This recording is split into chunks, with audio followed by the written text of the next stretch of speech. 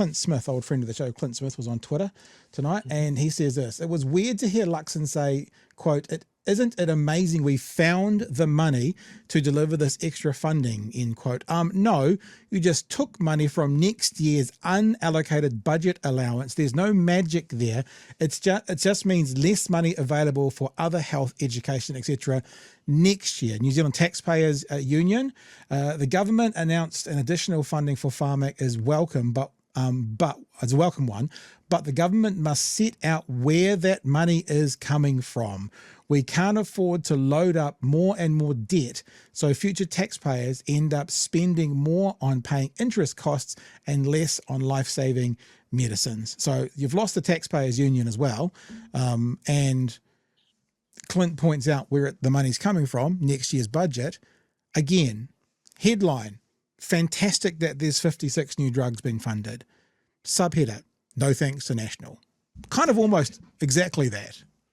Yeah, it's really comforting to know that our current government's approach to health funding is basically a pyramid scheme that they are in with themselves.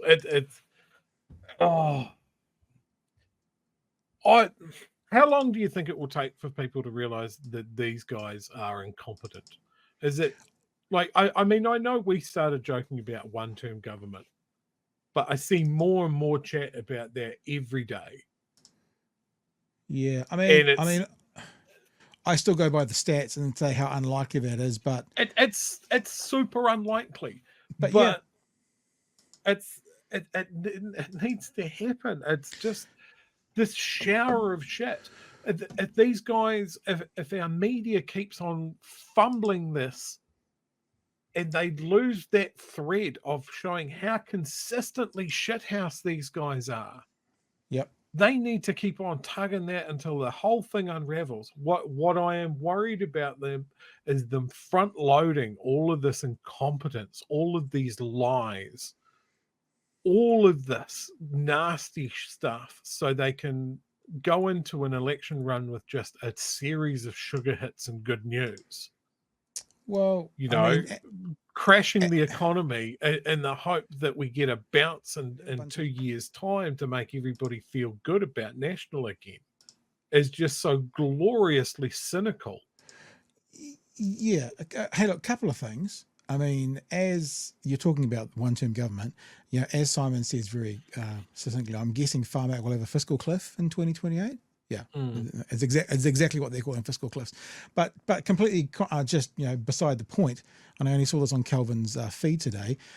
People who voted for Winston aren't all that happy. Winston Peters, what an absolute disappointment he has been. What a damn squib he was, wasn't he? For the freedom we had such high hopes for him, but he promised everything, and I will listen and I will talk to the freedom movement. He came to the Freedom Village, and all he was doing was using every single one of us to get back into power and then do nothing. And he's basically you're amazed. It's, I mean, like, but what I'm saying is one-term government. There you go. There's a voting bloc that's not going back to New Zealand First. So who knows? Who knows? I love Liz Gunn talking about fucking voting for Winston Peters. Didn't you have your own political party that was going to get like 1 million votes or something like that? I don't know if she was voting for Winston Peters, but, you know, this idea, yeah.